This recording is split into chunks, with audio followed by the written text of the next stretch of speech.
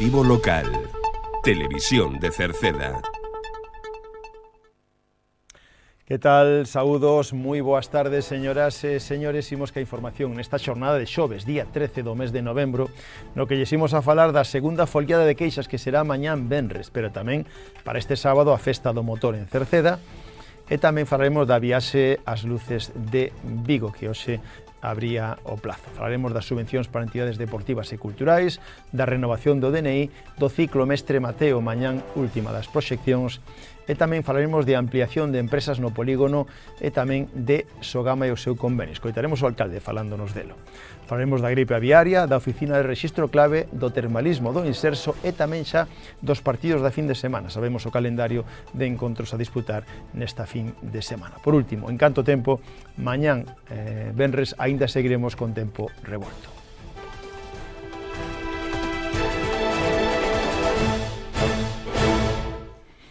Comezamos a crónica falándolles de a segunda foliada de queixas. Mañán, venres, día 14 de novembro, no campo da Festa da Abelleira, en Queixas, se organiza a segunda foliada de queixas, que será a partir das 7 da tarde.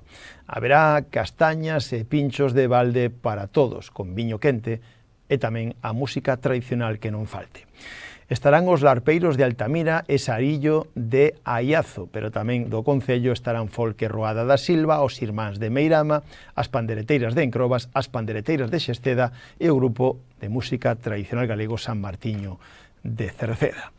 Logo, a partir das 10 da noite, haberá unha foliada libre. Para todo elo haberá unha carpa para poder disfrutar de todos estes actos. Principalmente, lembren, é a foliada de queixas, segunda edición da foliada de queixas, mañán venres, a partir das 7 da tarde, no campo da Festa de Abelleira. Cambiamos de tema, pero seguimos a falar de máis festas. En este caso, o que haberá o día seguinte, este sábado que ven, é a Festa do Motor de Cerceda, terceira edición da Festa do Motor de Cerceda, este sábado día 15 de novembro no campo da Feira de Cerceda.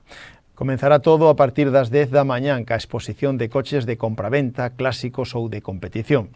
Aún hai sesión vermú co dúo primeira fila para dar paso a un gran xantar a partir das 2:30 coa pulpeira Luis Guerra a fartar. Empanada, pulpo, churrasco, bebida, postre, café e chupitos. Decir que o precio de 40 euros para adultos, 18 para a rapazada e os máis pequeniños sería gratuita.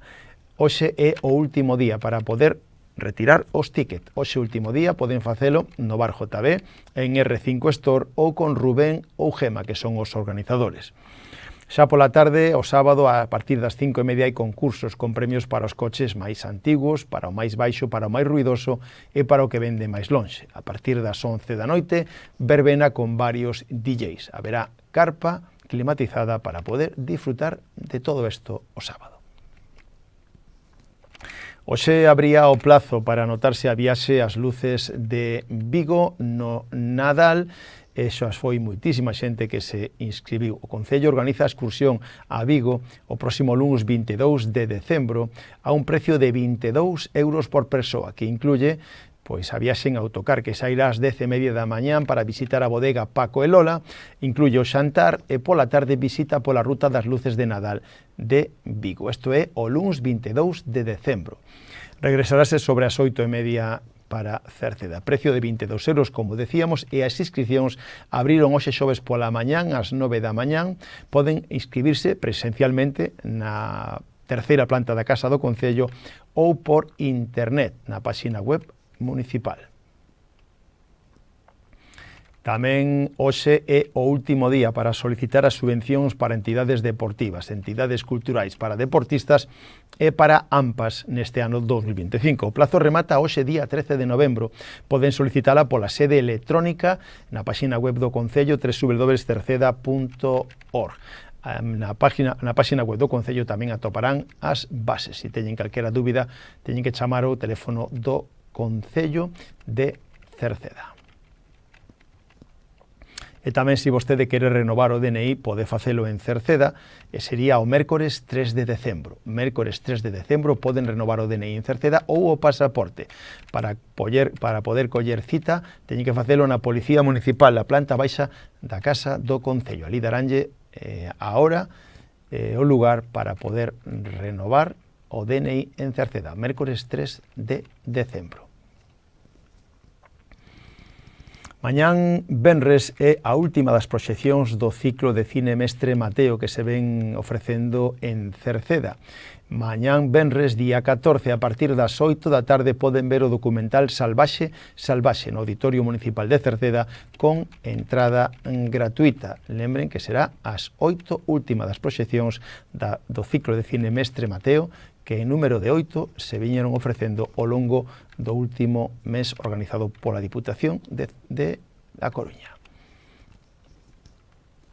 Agora falámosles da ampliación de algunhas empresas emblemáticas no polígono industrial do Acevedo e tamén a ampliación de Sogama no que se refire á súa planta de tratamento textil. A ampliación no polígono de empresas de Cerceda, a empresa de Monmega e tamén Malasa que se está ampliando. E en Sogama a planta textil. De eso falamos co alcalde de Cerceda, Juan Manuel Rodríguez, ao que tamén se referiu foi o convenio con Sogama que a partir deste ano vaise incrementar. Isto que nos decía o alcalde de Todoelo. Das ampliacións de actividade que está vivindo, cunha nova ubicación dunha planta de Ponte Callobre e tamén do grupo matriz de Monmega, pois tamén, lóxicamente, xera un retorno fiscal, ten que haber emprego, que sempre temos dito, desenvolvemento económico e sostenibilidade, e tamén esa ampliación de Malasa, que é unha empresa con un papel estructural á hora de aportar unhas cifras de emprego moi relevantes no noso concello. De feito, a nivel de emprego directo, é a empresa que máis emprega no noso concello, incluso máis que a propia Sogama. E con respecto a Sogama, está a planta téxtil, que vai ser obxecto de licencia por parte do Concello de Cerceda, seguramente no contexto de 2 semanas, aproximadamente. Unha planta téxtil da que xa temos falado en moitas ocasións, na que estivemos na presentación tanto co presidente de Sogama como tamén co presidente da Xunta de Galicia, cunha execución material por enriba dos 10 millóns de euros, que iso, lóxicamente, conleva unha tasa e un inicio, se ben, seguramente, pois se lle beneficie parte del polo tema de que vai a ser unha fonte de emprego para persoas con diversidade funcional, pero iso tamén foi obxecto da negociación do convenio, non? O convenio que por primeira vez volve a aumentar de cifra ano tras ano. Os convenios con Sogama do Concello de Cerceda, como lóxicamente os anos van pasando, o shock xa non era tal con respecto á recepción do lixo, foran decrecendo todos os cursos, todos os exercicios, ata chegar aproximadamente a pouco máis de 600.000 euros, agora mesmo xa conseguimos que ano a ano se vai incrementando 625.000, 650.000 no ano seguinte, 675.000, 700.000, o cal é unha inversión no sentido de que cambia a tendencia, é algo polo que houbo que pelear, e que houbo que xustificar, e que houbo que argumentar, non? Nós a favor de que ese tipo de actividades que xeran tanto emprego, tanta riqueza, permanezan en Cerceda, toda a disposición a colaborar, pero sempre coas mans libres reclamando que é noso, como non pode ser de outra maneira. Toda esa parte, todo ese desenvolvemento, se o mezclo á hora de falar de economía do Concello, se o mezclo á hora de falar de subvencións, tamén é porque fainos menos dependentes das axudas de outras administracións e fainos capaces de acometer actuacións con fondos propios, como moitas que se veñen producindo nos últimos tempos e que foron aprobadas e que se están executando ademais. Continuando co informativo, un día máis lles informamos que, debido á gripe aviaria, o Concello de Cerceda informa da comunicación recibida da Consellería do Medio Rural da Xunta de Galicia sobre a adopción de medidas preventivas fronte ao aumento do risco de influencia aviaria de alta patoxenidade. O Concello de Cerceda está incluído na zona de especial risco xunto cos concellos de Ordes e de Tordolla debido ao incremento do risco pola presencia do virus da influencia aviaria en aves silvestres ou é de curral de Europa e tamén de España. As principais medidas establecidas pola Consellería son a de prohibir a cría de aves de curral ao aire libre, salvo que se instalen sistemas que impidan o contacto con aves silvestres. Non se permite o uso de aves como reclamo en actividades cinexéticas, non se poderá empregar auga procedente de depósitos aos que teñan acceso a aves silvestres e queda prohibida a presencia de aves de curral ou ornamentais en feiras ou exposicións. Estas medidas son de aplicación obligatoria en todas as explotacións agrícolas, avícolas, industriais, artesanais ou familiares de autoconsumo nestes concellos, xa que o virus H5N5 é o responsable desta alerta que presenta unha alta mortalidade entre as aves. Máis temas. O Concello de Cerceda dispón de unha oficina de rexistro clave, que quere decir que calquera veciño que queira obter o número de identificación clave pode acadalo en Cerceda, na casa do Concello. Lembren que a obtención da identificación clave ten que ser de xeito presencial e así obteñen identificación clave para acceder aos servicios digitais cas diferentes administracións. Teñen que achegarse ao Concello, ali un empregado público verificará a identidade mediante a presentación do DNI e un número de teléfono móvil. Ahora falamosles do termalismo social do Inserso, porque abriu o plazo a pasada semana para anotarse o programa de termalismo social do Inserso. Todos aqueles que queiran ir na primeira das quendas, que vai de febreiro a agosto do ano que ven, teñen de prazo ata o 4 de decembro para solicitalas. E se queren ir na segunda quenda, de setembro a decembro, teñen ata o 15 de maio para facelo. Se queren solicitalo, poden facelo a través dos servicios sociais do Concello que están na terceira planta, ou no teléfono 981 68 60 68 pedindo cita previa.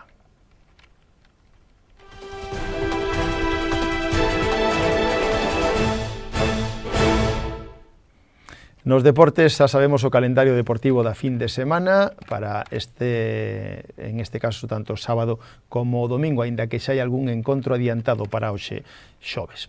Na primeira categoría Galicia hai un derbi entre os concellos de Tordolla e Queixas, Tordolla e Cerceda, e o Tordolla Queixas. O partido é o domingo ás 4:30 da tarde no campo Manuel Juncal de Gorgullos. Un Queixas, lembren, na clasificación na parte alta, un Tordolla na parte media baixa, aínda que só 3 puntos o separan debido á igualdade. Tordolla a Queixas o domingo ás 4:30 no campo Manuel Juncal de Gorgullos.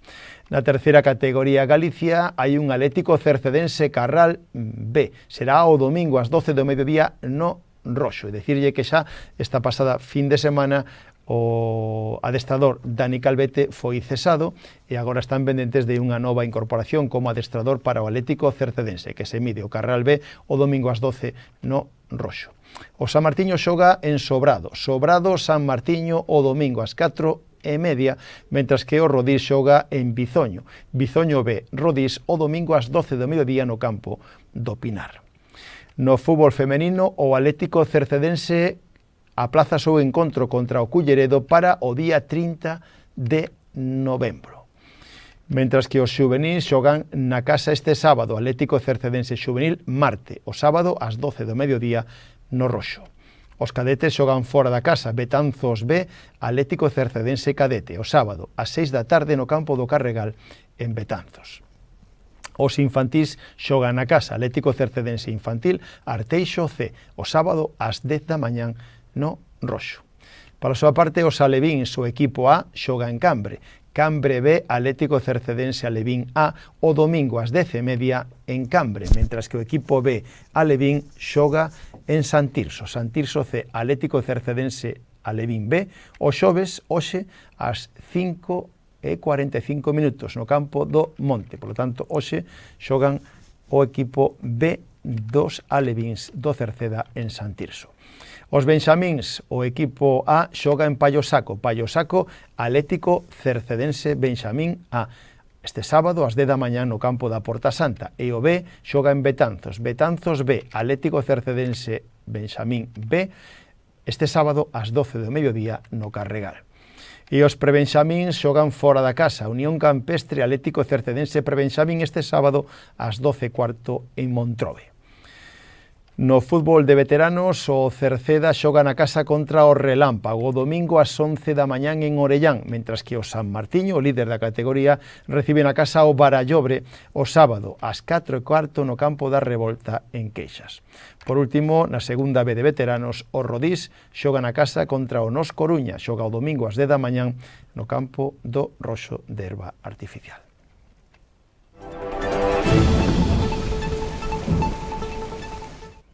En canto tempo, mañán venres aínda teremos en Galicia a influencia das baixas presións atlánticas. Mañán a situación agardámola con intervalos anubrados, con chubascos máis probables canto máis oeste de Galicia. As temperaturas en lixeiro descenso, os ventos siguen sendo do sur moderados en xeral e fortes nas zonas do litoral e nas zonas altas. Pois co tempo rematamos o informativo de hoxe, mañán voltamos. Saúdos na radio de Marisol Rodríguez e de Tomás Ramos, na televisión de Manuel Eirís e na redacción en que lles falou Manuel Ángel Villa. Disfruten da xornada, moi boas tardes, adeus.